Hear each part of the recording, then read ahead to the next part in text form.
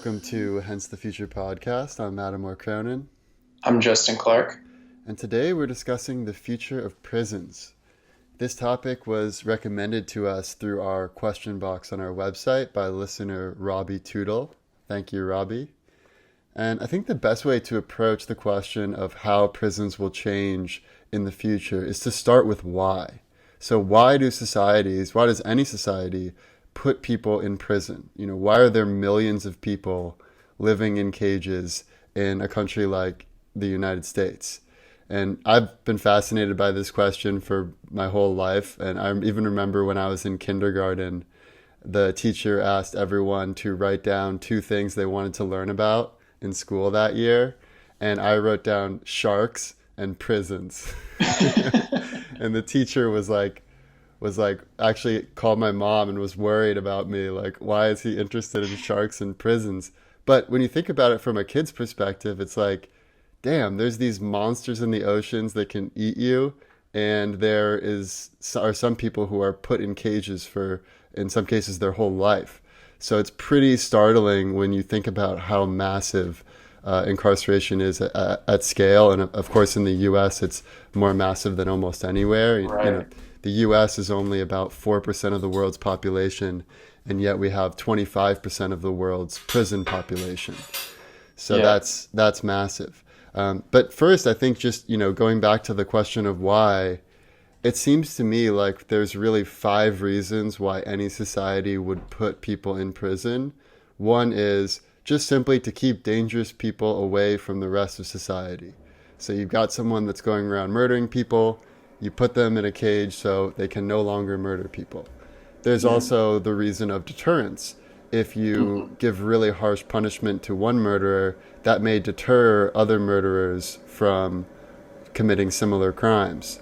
Likewise, another reason is just punishment for punishment's sake, or you could say for retribution.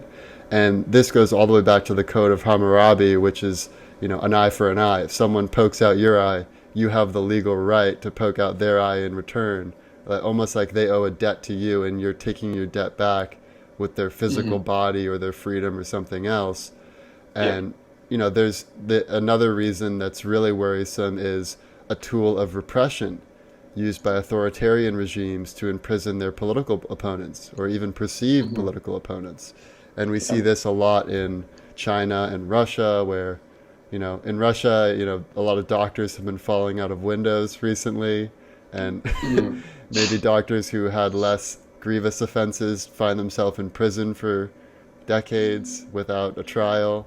And then the final reason, which is really what should be the most important reason, is rehabilitation. People have gone on a wayward path, and they need to be set back on the right path so they can reintegrate into society and they can become a healthy, functioning member again. So I want to get a sense for you of, given all of these various reasons that different societies have, what has the U.S.'s philosophy been towards prison? So I think there's 2 different answers here. There's the question of what the U.S. says that they're doing and what it seems like the U.S. is actually doing. And what it says it's doing is it's getting people off the streets, making the United States safe for the rest of the country. It doesn't seem like there's much of a focus, even publicly, on rehabilitation. At least from what I've seen, it's more like we just need to make the general public safer by getting these people off the streets. But what seems to happen, and what the general rhetoric around, like, people, particularly in the people that are they're in prison for drug offenses, for example, it seems to be just retribution. Like, we just need to punish these people because they're bad. They are not following the laws and all of these things. And this kind of led me to the question of, there's like a difference between legality and morality. So like some things are legal and immoral. Some things are moral but illegal. And I think there's just like this weird dichotomy between the two. And the US is stuck in this system of like, if something is not legal and someone breaks that law, then we need to punish them. And Totally. that's what I've seen. I'm curious what your thoughts are on the U.S. as well. Yeah, I mean the morality question is interesting because you can imagine cases where, for instance, if like I know someone, I'm not going to say who it is, but a very good friend of mine was in India, and a corrupt police officer there tried to assault his girlfriend, sexually assault his girlfriend when they pulled them over at a traffic stop. Wow. And so my friend like basically beat this police officer like really badly. Hmm. And that seems like the just thing to do. He was saving a damsel in distress who was his girlfriend from someone Hmm. who was clearly in the wrong morally, and yet he had to go through a tremendous amount of stress in the Indian legal system because if you harm a police officer, that is a major perceived threat to Yeah. society. And similarly in China, I was watching this video of this American who was there, and he was in a taxi cab with his wife, and his wife is like a Chinese national, but Hmm. he's an American, and they were in a cab and they ran out of cash, so they had to go to an ATM. And when they were going to the ATM to get the money, the cab driver thought that they were just trying to like ditch out and not pay, and so he got into Hmm. this. He actually like slapped the girlfriend because he was so worked up. And so the American boyfriend or husband punched just a single punched the cab driver. And then, he ended up realizing that China really treats any foreigner who uh, takes any sort of violence against a Chinese person very seriously, way more Hmm. seriously if it's like two Chinese people get into a fight. And thankfully, because his wife was from China, they actually ended up having her sign a document that said she was the one who actually hit the cab driver, even though obviously like that's not what happened, and she Oh, wouldn't have even been strong enough to like hurt the cab driver as much as he was hurt. yeah. But that was the only way that he was able to get out of there without being in jail for like years. And Oh my so you gosh. can see that that sort of approach is much more like, okay, what's our society rule? Not caring so much about the individual or the intention or that sort of thing. Hmm. But America's a very different case. Like, you actually sent me this tweet about what the fuck happened in 1971. Yeah. So, Yeah. there's this incredible change in so many trends that started in 1971. Yeah. 1971 was the year that Nixon took the U.S. off the gold standard.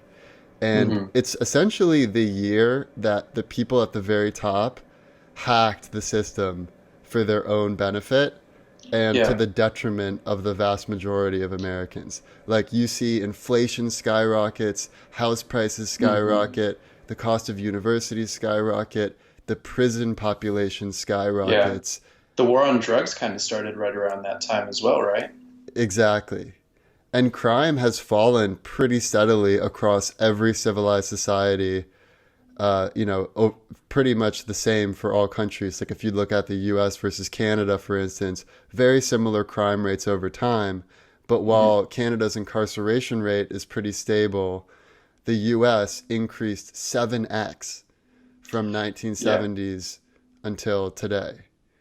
Yeah, and there's some really messed up stuff that goes into these numbers. And here, let me just like Yeah, talk about some of these because there's a lot of the talk is about the prison system, like the state prisons and all of this. But one thing that's often overlooked are local jails, where essentially there's like a county jail where maybe people that had minor misdemeanors are being held. So just for a few numbers, there are roughly 750K people being held in local jails at any given time.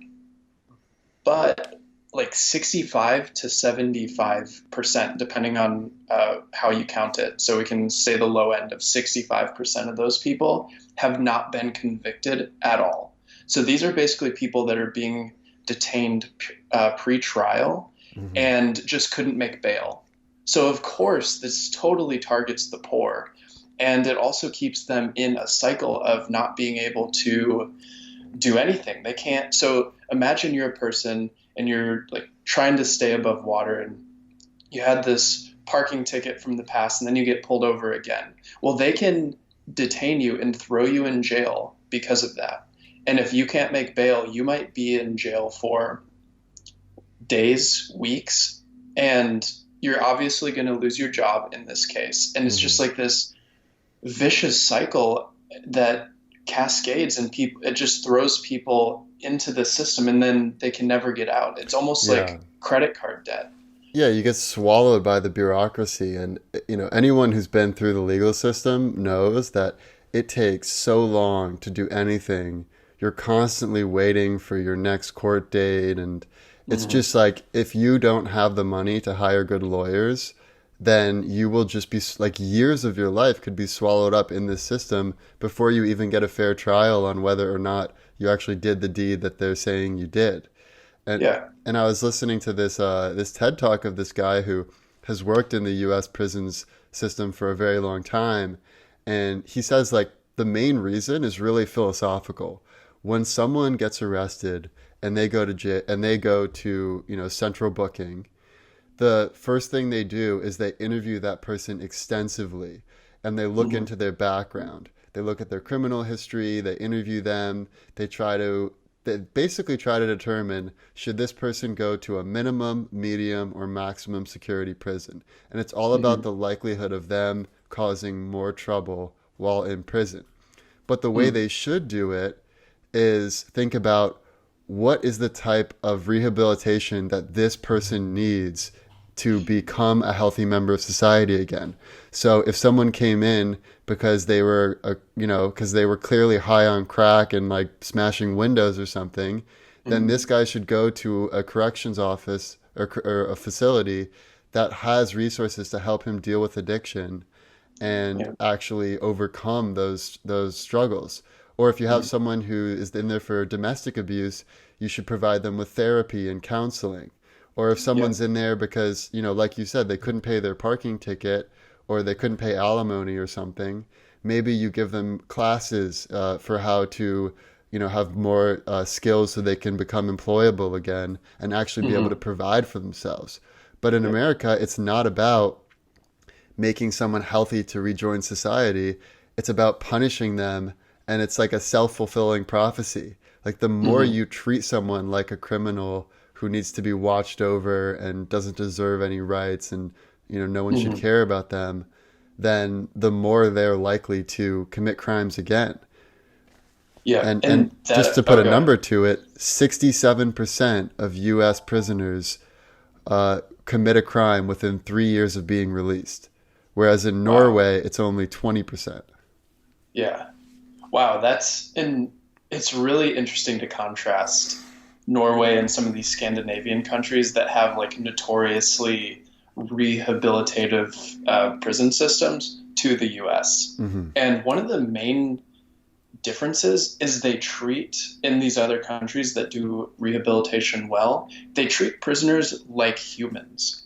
Yeah. And in the United States, we tend to have prisoners being treated like animals. Basically, you're stripped down, you're given this jumpsuit, and like you see it in videos all the time. And there are also people that have gone undercover as prison guards into like privately held state prisons. And one of the issues is that prisons have similar laws that like the meat factories do, or like factory farming companies do, because they can essentially get protection from media, which I didn't know about until researching. So it's like hard to get information on what it's like in a prison. So you have to like sneak in, there's like undercover, and maybe some prisons are a little bit more open, but especially private prisons are very closed off to media and other people. So, well, the question of private prisons is important because this when we talk about, what the fuck happened in 1971, a lot of people made a lot of money on private prisons. And guess what else happened after 1971? You already mentioned it. It's the war on drugs. But essentially, what the whole rise in incarceration did for people at the top is it allowed them to say, I was tough on crime. I implemented these zero tolerance policies, these mandatory minimum sentences. We put more people in jail than ever before. And look, the crime rate is falling. So therefore, it must be working. Never mind that the crime rate's falling in Canada too, even though they haven't increased their incarceration rate at all. Hmm. And so you can see how this sort of like, tough cowboy mentality that's part of the American ethos can work itself into the prison system where it feels like you're doing a good thing, like rounding up these outlaws and I'm the toughest sheriff in town. And so like Hmm. a lot of that mentality created this cycle where there was it was beneficial for politicians to be tough on crime, and then they would work with these private prisons that was beneficial to them because in some states it costs as much as $100,000 a year per prisoner just to keep someone Hmm. in prison. And then they return, like I said, 67% of them return within 3 years. So they call it this revolving door where once Hmm. you're in this system, it's really hard to, return to normal civilized life. Hmm. Yeah, imagine what would happen if you just rehabilitated these people and then they never came back in. The cost would be so much Yeah. lower. And yeah, it's such an issue. Like the private prisons thing really bothers me, particularly because one of their main ways of making more money is by cutting costs. And they don't necessarily have the same standards that a public government run prison would. So one of the main complaints is people don't get the medical treatment they need. And it's not Hmm. like they're living in a very sterile place or a very healthy place. So people get diseases all the time. And there's a lot of like malnutrition and it's just a huge problem. And so, I saw one story to your point where this woman had a C-section while she was in prison and they didn't even give her antibiotics. Instead, they put sugar on the open wound, which apparently is something they used to do in like World War I time before there was antibiotics. what would And that even do? Give the bacteria food? I Like, I how is don't that even know. better? It was on Colbert. He did a section about it. Oh my But yeah, I gosh. mean, they are incentivized to just cut costs however they can, and it's run like a business. You cut costs as much as you can, you Mhm. increase the pay that you get from the government, Mhm. you elbow to elbow the senator, so that they pay a little bit more to you, and then they can look good, like they're tough on crime. Mhm. Fortunately, it does seem like the trends are changing. So since Yeah. 2008, the prison population has gone down, the incarceration rate has gone down in the Mhm. US, and there has been this movement of criminal justice reform. So I don't Yeah. want to paint this all as negative. It was very negative up until about 2008. And Yeah. Obama was, I think he deserves a lot of credit for bringing this movement into the mainstream along with a lot of other Mhm. people. And, Yeah. Trump has also been fairly good on criminal justice reform. So Hmm. things are moving in a good direction, but we're so far from where we need to be about just the underlying philosophy of what the purpose of a prison is and how it should function, so that Mhm. it's optimal for society and for individuals. Yeah. Yeah, I agree. So, maybe we should talk a little bit more about what a properly functioning system would look like. I don't know Totally. if we've Yeah. talked enough about like what Norway is doing, what Germany is doing, what some of these other countries are doing. Yeah, totally. So let's start with Norway. So Norway has one of the lowest recidivism rates in the world. It has only, 20% of prisoners who are released are, commit a crime again. Mhm. And part of why they've been so successful is that they really focus on not breaking your ties to the rest of society and gradually giving you more and more freedoms until you pretty much just have all your freedoms back and you're back into society. So let's say you commit, a heinous crime in Norway. It's let's say it's like a road rage accident and then you like kill someone, like pretty bad. Yeah. Yeah. What you would do is you would start in their maximum security prison, but they don't call it maximum security. They call it like more than 5 year prison. They do it by how long your sentence is.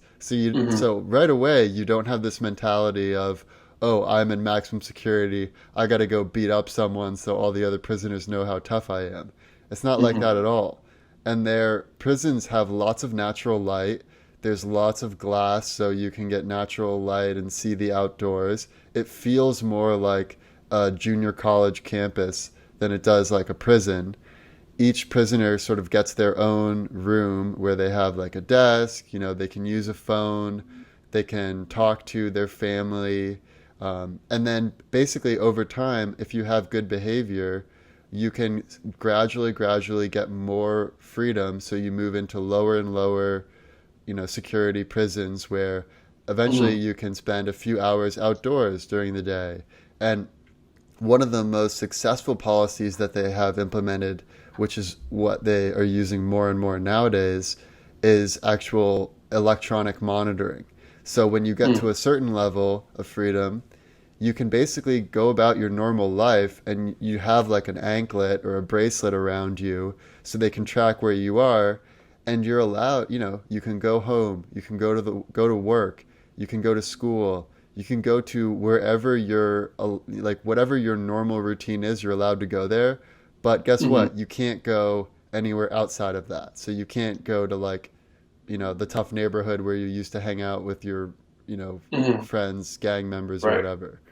Yeah. Um, so I really like that approach because you're allowing people to create a new identity gradually by treating them in the way that you want them to behave rather than treating them like a criminal. And there's Hmm. this saying that I keep thinking about, which is that hurt people hurt people. And it's like Hmm. if you think about, like, let's say you have a dog that bites someone, and then in one case you have the dog interact with other dogs in a loving way. Maybe you give it like timeouts or something if it does something bad, and you give it treats when it does something good. And then that's like the Norway system. With the Hmm. US system, you put the dog in solitary confinement and kick it and like give it scraps and like tell it how awful it is.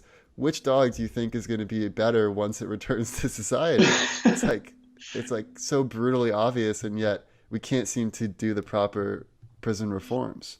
Yeah, it seems like a lot of this is just like the human instinct of they did something bad, we need to punish them. Like there's Hmm. just this deep-seated feeling that I think a lot of people have that is these people need to be punished. And it's like sometimes for me, like when I'm thinking about like serial killers, for example, like my first instinct is, man, that person needs to be punished. Like Hmm. and that's It's not the very right thing. innate to human Yeah, it's nature. just something that I think without really thinking deeper. Like if I don't have a more enlightened view of it, that's where I'm just gonna stay. Is this person needs to be punished? I hate this person. Like that's kind of it. Well, So we, well, you can actually use that for good, and part of Norway's system is actually based on retributive justice or restorative justice. hmm, And so basically that's the notion that, in the US, like let's say I commit a crime, it would hmm, be the state versus Mattimore. It would not be like let's say I like, beat you up. It wouldn't hmm, be Mattimore versus Justin. It would be Mattimore versus the state of California. huh, And okay, that's how our legal framework is in the US. But if you go somewhere that has a restorative justice system like Norway, then it would be Mattimore versus Justin. And Justin gets to decide what the right punishment is for me within reason. Like there's a minimum and hmm, a maximum, but within those parameters, Justin may say like, you know what, it'd be enough if Mattimore just apologized to me, or it would be enough if he did 100 hours of hmm, community service and paid for my medical bills.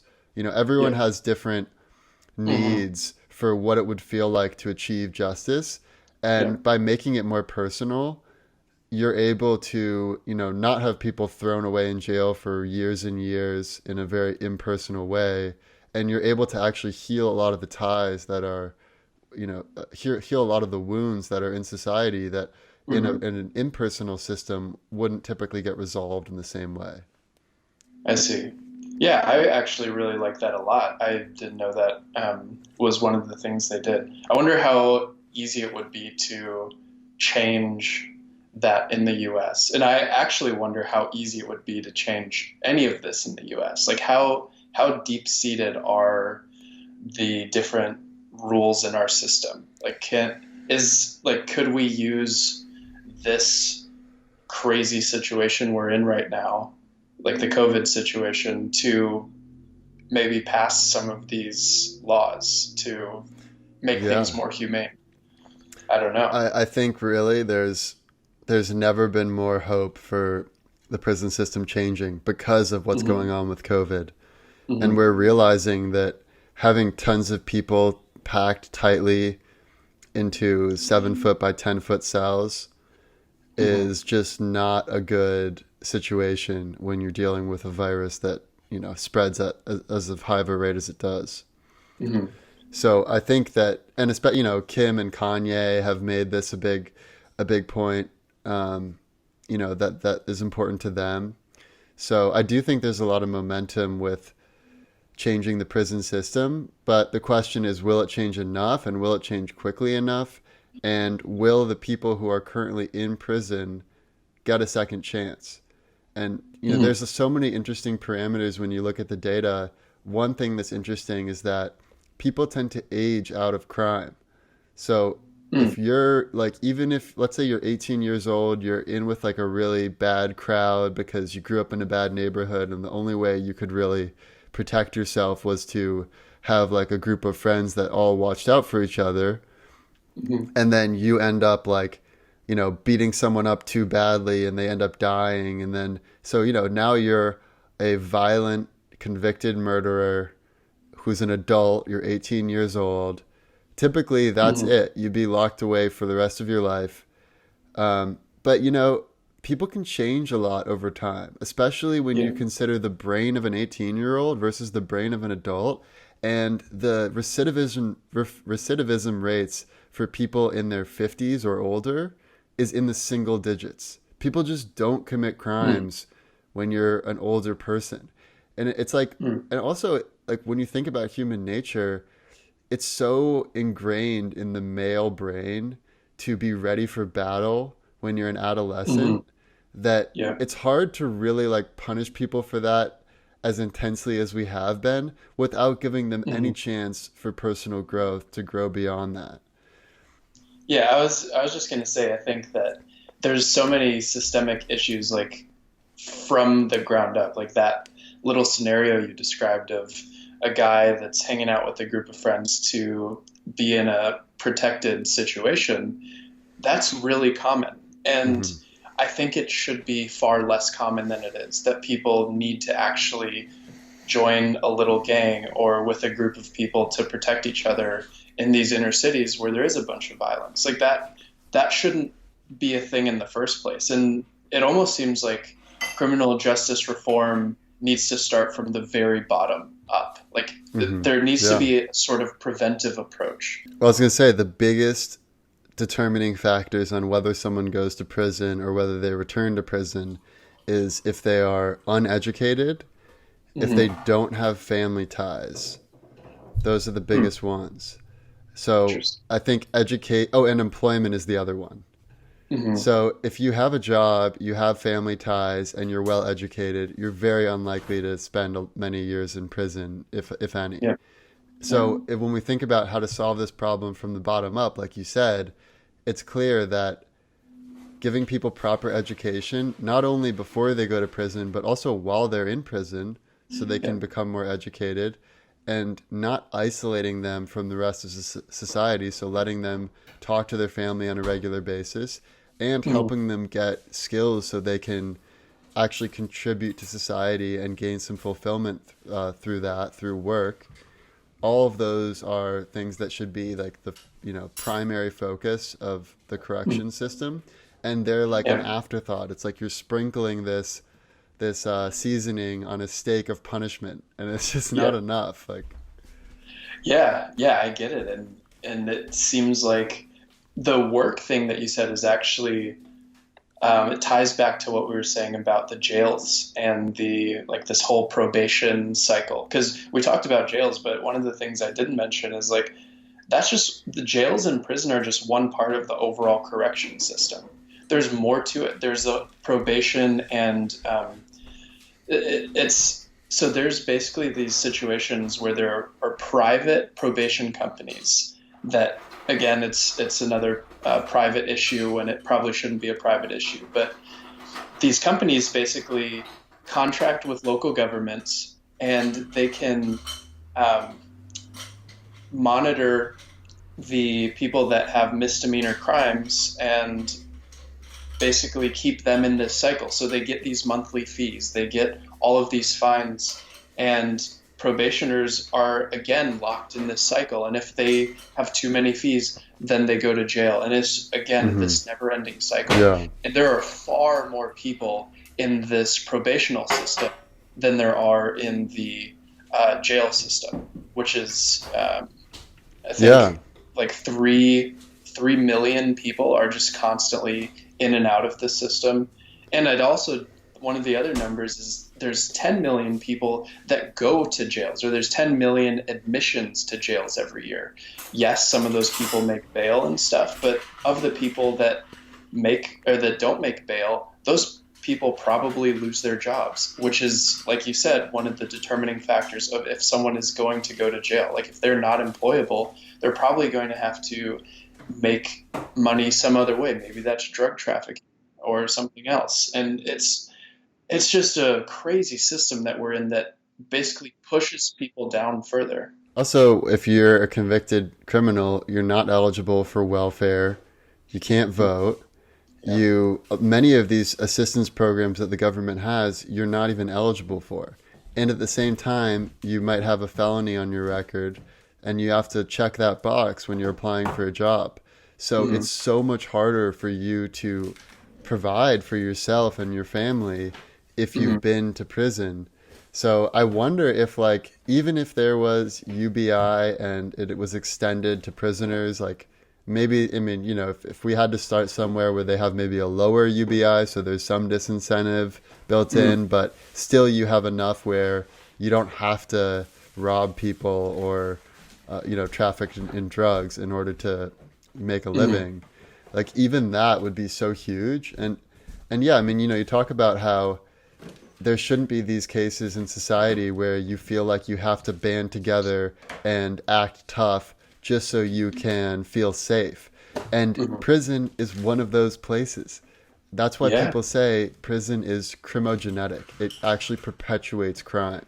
Because when you're in prison, you're with a lot of other prisoners and there's this hierarchy and the guards don't really care what happens amongst the prisoners that much. And so you often end up becoming more hardened and are therefore more likely to harm others once you leave prison. So it's just like the whole incentive is pretty backwards.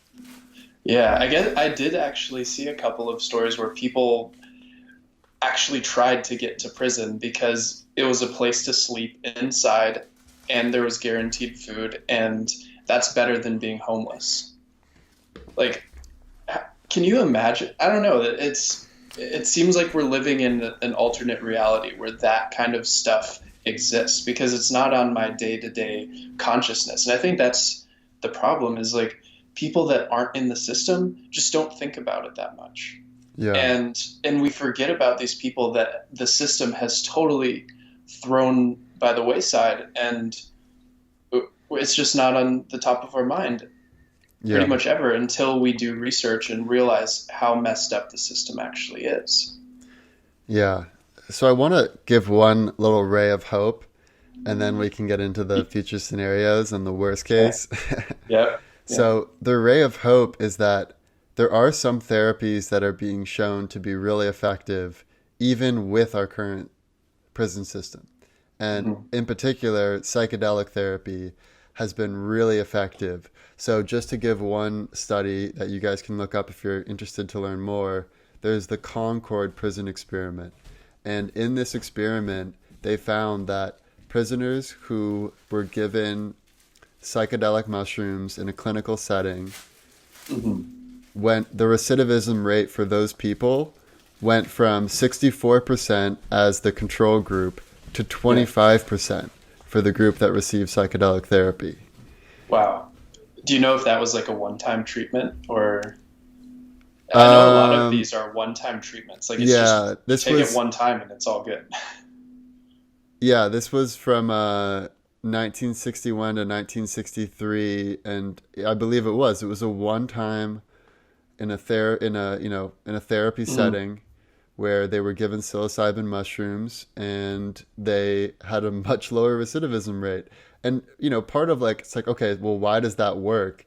It's because it allows you to get out of your current thought patterns. There are so mm, many negative thought patterns that get deeply ingrained the more times you go through them. So if you mm, have this identity of, "Oh, I'm a screw up, I've done all these horrible things, I mm, deserve what's happened to me, I'm never going to be worth anything," like all of these negative thought patterns, sometimes it takes a totally new perspective for you to get out of that and look at it from a meta level and realize, like, why am I being so hard on myself? I'm kind of like, I didn't choose my environment. There's all these circumstances that have brought me to where I am today. And rather than bemoaning them, I can actually take life into my own hands and look at the world a little bit differently and improve myself. And that's mm. what psychedelics allow you to do, just like how meditation can help to that Yeah. degree, therapy can help, job Mm, training, anything where you're creating a new identity for yourself. And yeah. like I was just reading the book Atomic Habits by James Clear. Have you read Mm. that book?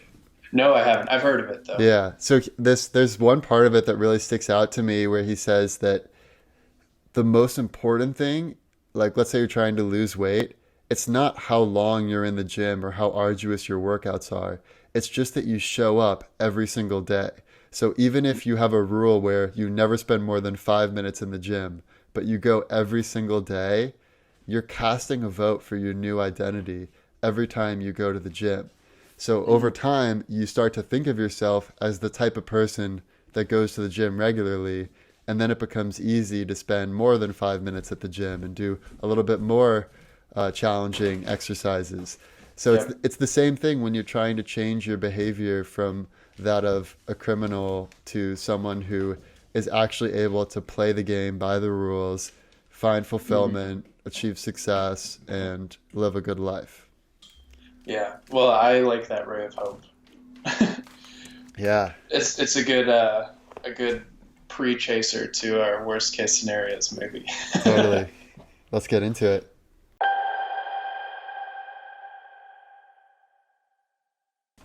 All right. So, what do you think about the worst case scenario? Worst case scenario.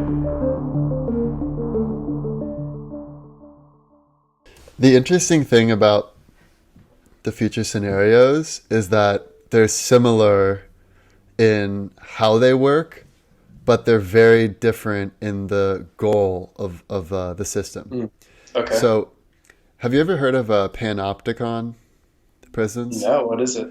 So, it's this concept that was originally thought of in the 18th century by Jeremy Bentham.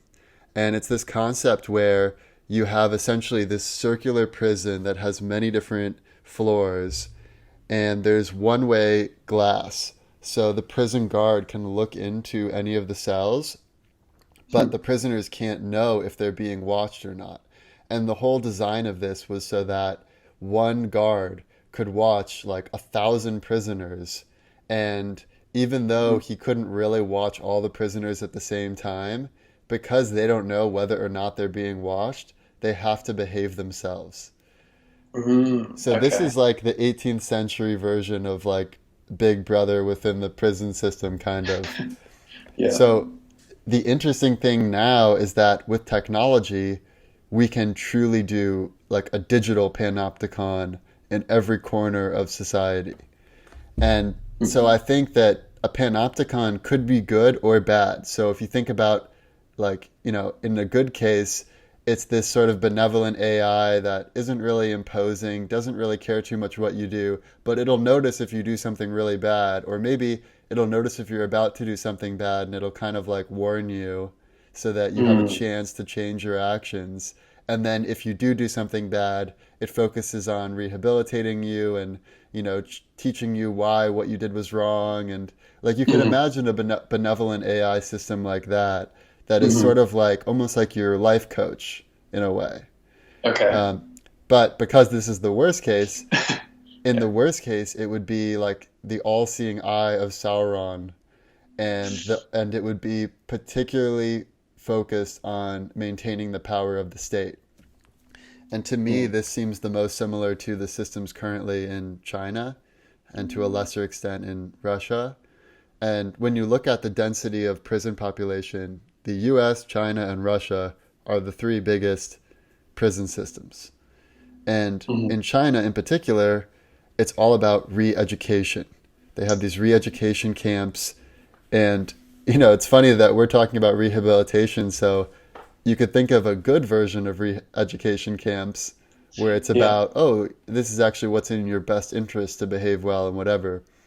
But the way the re-education camps are in China is it's much more like a brainwashing flavor where you have to sing, national songs for like 4 hours a day. You have to do hard labor. You get interrogated about your religious beliefs and told that, God doesn't exist. Why do you still read the Quran? Like, I mean, just when you hear or watch these videos of people who have been to Chinese re-education camps, it just sounds like an awful place where you're not able to think what you actually think. You're discouraged from talking to other prisoners.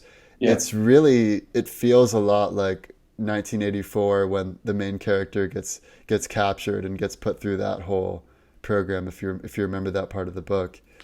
So yeah, my worst case scenario is a global panopticon led by a country like China, where every action is being assessed on the basis of how good or bad it is, not for the individual or for society, but for the Chinese Communist Party or for whatever party is in control. It could be a scenario where the US becomes very corrupt and we have a digital panopticon. So I'm not trying to pick on China, but they have a system that is already the closest to my worst case scenario.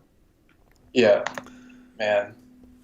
And sorry, one other like addendum I would say is that another flavor to the worst case is that if you have connections to the government or powerful people, you can get pardoned and get special treatment. And this already exists to a certain extent when you think about like El Chapo literally could not be kept in Mexican prison because he was too well connected and could just escape from any prison. So he had to come to the US in order to actually be kept safely and not be allowed to escape. But a counterexample is Jeffrey Epstein. It seems very suspicious that he was found dead in his cell right before trial, where he would have had to give the names of all the powerful people who had been on the Lolita Express. And the coroner, who was hired independently, found that the wounds on his neck were more in line with strangulation than with hanging. And his madame, Ghislaine Maxwell, the woman who basically set up all of the young girls who would go on the plane and all of that stuff, she left the country, and we haven't even tried to look for her. It's been like a year, and like we haven't even tried to find her. So clearly people at the top just don't really want to look into that situation much. And so it does seem like there's sort of two tracks. Like if you're a really wealthy, powerful person, you can pretty much get out of almost anything. Whereas if you're someone who's not wealthy, not well connected, and if you come from, if you're a minority and, other factors, you're likely to be treated very, very badly and not given a second chance. Yeah, and that actually starts to touch on what my worst case scenario is too, because I agree yours is pretty bad, and I think it's just bad in a different way. My worst case is actually sort of what the US system is right now, just on steroids. where basically the prison system becomes a way to like keep people poor and increase wealth inequality. And kind of like we were talking about with what the fuck happened in 1971, like we, it seems like there's some sort of powerful, or some group of powerful policymakers that actually had that intention of designing a system to where it kept the poor more poor, gave them less rights. And we haven't even talked about how the fact that all of this is disproportionately affecting African Americans. And it seems like a way, like when I looked at it, the first thing I thought of was like a underground way to just control that population, and I don't know, it was very sinister when I was looking into this, like the effects of this. And who knows if that was by design or just an end result of a broken system. It could be both, or it could be either. But I mean, it's kind of self-perpetuating in that if you start to see that there's more crimes in rough neighborhoods, then you police those neighborhoods more, so they get arrested more, and then that like reinforces the notion that crimes happen in this area, and it's just this cycle where you just can't get out of it. Yeah, and I think in the worst case, it just continues to be that, and maybe those cases start to grow, and we see incarceration rates skyrocket, and it's just a way of dividing the country and dividing the people. And that would be my worst case, is just it's used as a way of dividing and keeping certain people off the streets unconstitutionally. Yeah. Plus, you can't vote if you're a convicted criminal, exactly. So it's a great way to suppress the vote. Yeah, and that's yeah. And if we talk like future scenarios, if we were talking like all of this seems to be more punishment based than rehabilitation based, and in the worst case, it is all punishment and retribution. Yeah, and government controlling political opponents. Yeah, and one illustration of this that we sort of talked about previously, not on this podcast, but the Black Mirror episode where this guy is basically given a little chip, and in his mind he's lived hundreds of years in hell essentially, or by himself in a loop that he can't get out of. And he's like, it's only in the real world maybe a couple of days or less that he's in this situation, but his consciousness has experienced this torture for what seems like hundreds of years. And that, if we extend to the far future and think of what brain-machine interfaces could induce in terms of punishment and torture, like this could be it. And then people looking from the outside, it's not obvious that these people are like physically being hurt, it's just mental.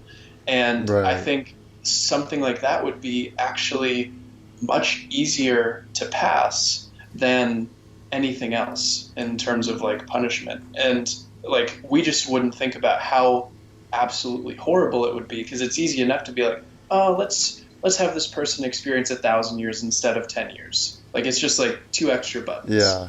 And it could, I mean, yeah, I don't know how likely it is or how close that technological achievement would be, because you could use that same technology to basically like live forever in a digital afterlife. So you could see good uses of that. So I don't, but it is interesting when you think far future.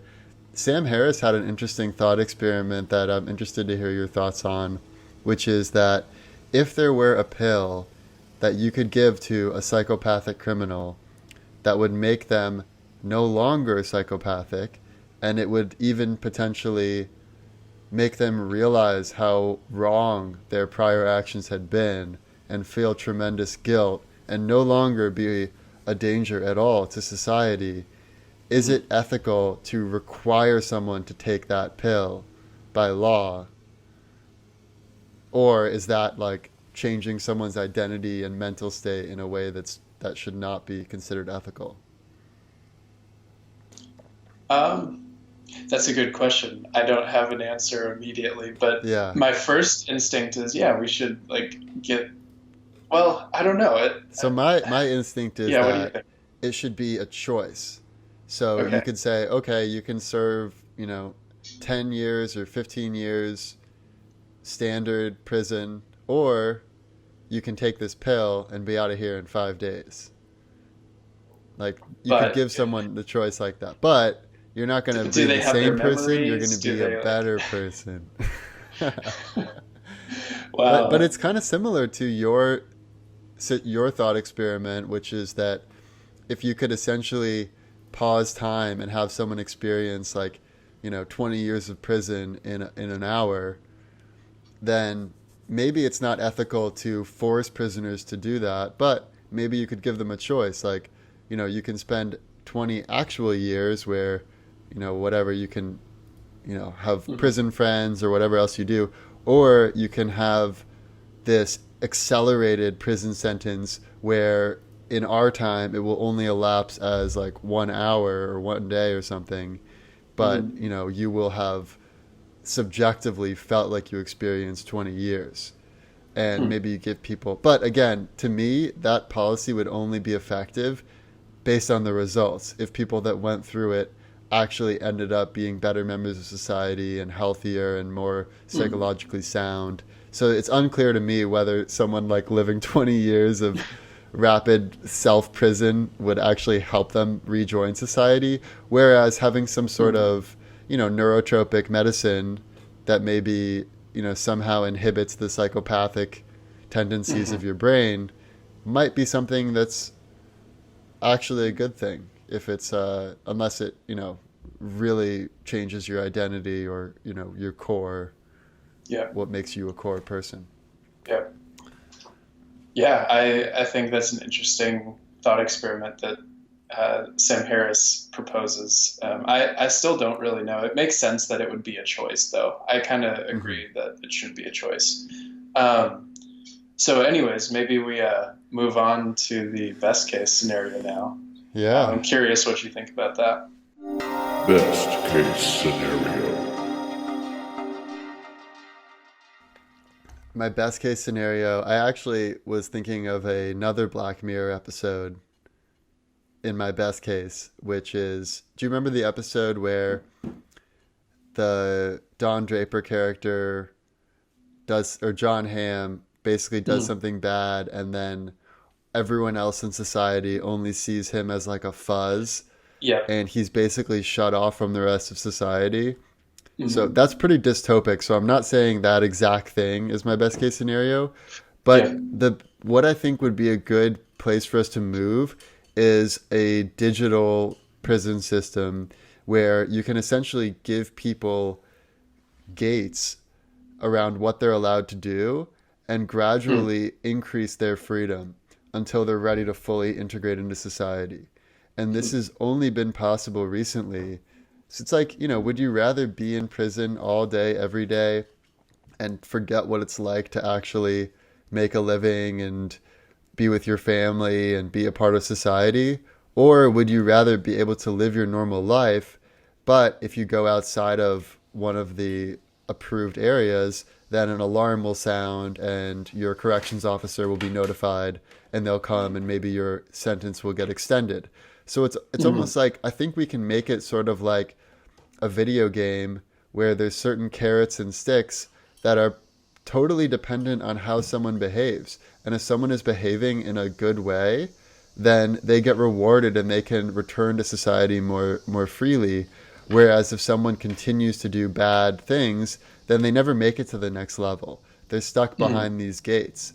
And that way we can allow people to reintegrate into society and allow people to remember what it's like to be a part of society while also Hmm. giving them support around education, addiction therapy, Yeah. counseling, job Hmm. training, all of these aspects that we know statistically are key for someone to become a functioning member of society again.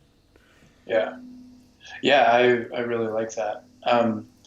And mine is not too different. I think that uh, in my best case, the first thing we need to do is really fix the fundamental system in the first place. Like, make it to where people in these impoverished communities that are disproportionately affected by the correctional system, make sure that they have education, make sure that they're safe, make sure that they don't have to live in this state of like heightened cortisol levels all the time, wondering if there's going to be a shooting right on the street, or if their friend is going to be okay, or anything like that. Like, we need to just nip that stuff off like right away, and I think that would solve a vast majority of our problems.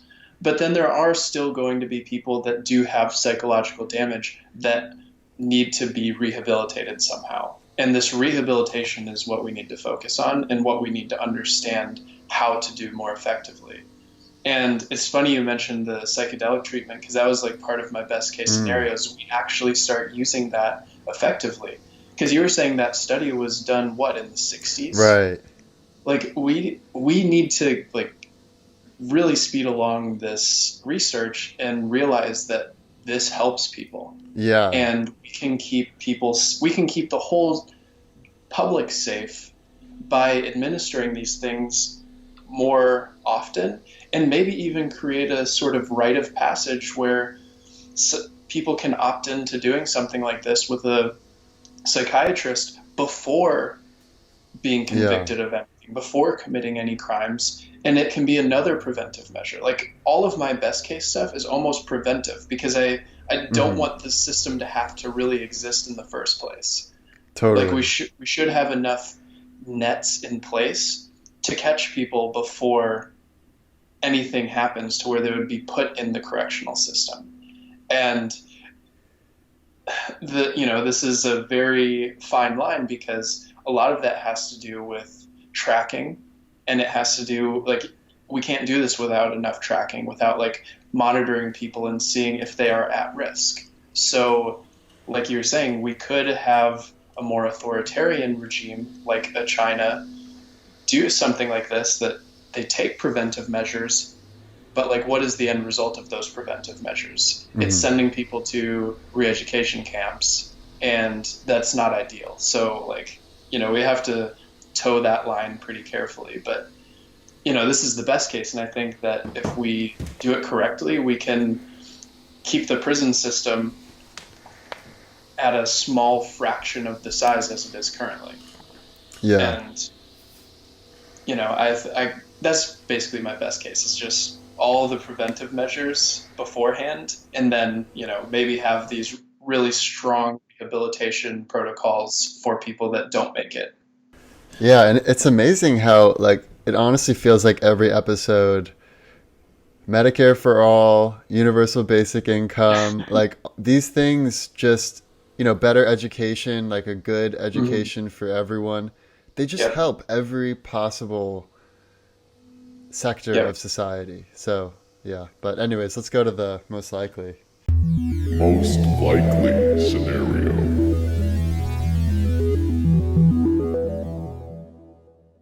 Alrighty. Yeah, what do you think for the most likely? I feel very optimistic about the future of prisons, which is good.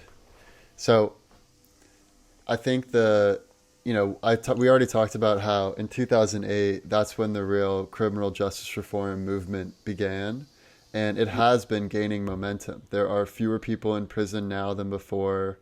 There's a lower recidivism rate, a lower incarceration rate in the U.S. We still have a long way to go, but my prediction in the most likely scenario is that we will continue to reform, especially because the public is going to realize that we're spending $80 billion per year on prisons in the U.S., and 2/3 of prisoners are returning to prison within 3 years. That's a horrible return on our investment, just when you think about it from an economic perspective of taxpayers giving money to make people better members of society, and then they're not becoming better members of society because of the whole misplaced philosophy of the prison system. So I think we are slowly coming to realize that we need to change if we're going to have a system that works best for society and for our economy. Mm-hmm. And, I think Yuval Noah Harari had a really interesting statement on a recent podcast where he talks about how there has never before been the ability for us to hack humans in the way that we can hack humans now. So if you think about like the USSR under Stalin, they were collecting so much information on so many different people, and they had this whole system of informants who would inform on one another, write reports, and send them up the chain. But they were unable to process all that information. They just simply couldn't make sense of all the information that they were gathering. Now, for the first time in history, we have systems where you can automatically analyze, based on a variety of factors, who is at risk, who is a danger to society, who is becoming a better member of society. Yeah. So the question is really, how are we going to use this data? Are we going to use this capability to oppress like Stalin did and like China is doing and Russia is doing? Or are we going to use it to truly rehabilitate people and to make society as a whole better? Because 95% of prisoners will return to society at some point. So we better hope that they are better members once they do return. And that is still an open question of which way we'll go. But my prediction is that things are trending in the right direction in the U.S. and we will see continued improvements with criminal justice reform. I like it. Yeah, I think for my likely case, we're going to see two different types of systems evolve from this. I think China, for example, is going to start approaching the worst case scenario. And I think that more open and free countries like Northern Europe or North America is going to tend towards the best case scenarios. Like we have a lot of good research coming out about the psychedelics, for example, about rehabilitation, understanding neuroscience at a deeper level. Like we're moving towards a society where there's actually pretty good understanding of things and a lot of open information. And I think that's key, is like actually understanding the problems. Because previously in the 70s and 80s, there wasn't the internet to like see what was going on all over the place. Now we have social medias where we can see firsthand accounts of all of these prisoners that are being treated poorly, or all of these people that are just caught in the cycle of the probation and the cycle of that. And I think that with all of that out in the public, we're going to get all of this figured out. So I think that we can figure it out in the medium term, and ultimately long term we will be good. I am a little bit worried of how this kind of thing might be used for prisoners of war, which is not something we've really talked about previously. Like there might be some pretty insane, something that we can't fathom right now, mental torture techniques that even solitary confinement is internationally known to be something that's a human rights violation, and yet in the U.S. prison system there's no court that has to approve it. It's solely up to the prison, even if it's a private prison, when and how and for how long to use solitary confinement, which again, if you cage up a dog and kick it and treat it badly, it's going to become even worse than before you put it in the cage. Yeah.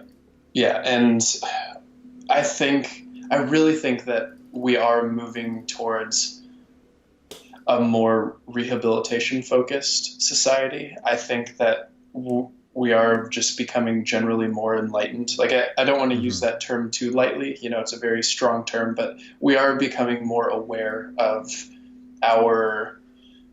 the fact that we are all sort of connected, that other people have the same sorts of feelings that we do. Like, we're not the center of the universe. And I think just understanding that at a deeper level will move us towards a rehabilitation system and hopefully towards a prevention system. So I am optimistic for a lot of the more free countries, but not super optimistic about the more authoritarian countries. Right. Yeah, at least in the West, it feels like we created the internet. We had these high hopes of all the improvements it was going to have on society. It turned out being way messier. We're currently in this phase of fighting disinformation and sort of, creating what we originally hoped the internet would become. And I am hopeful that we will move in that direction and we will become more enlightened, not only on the prison question, but on a variety of important questions. Yeah, I couldn't have said it better. Awesome. Well, thank you everyone for listening. This has been the Future of Prisons. Stay in school, stay with your families, and we'll see you next time. The past, the present, and the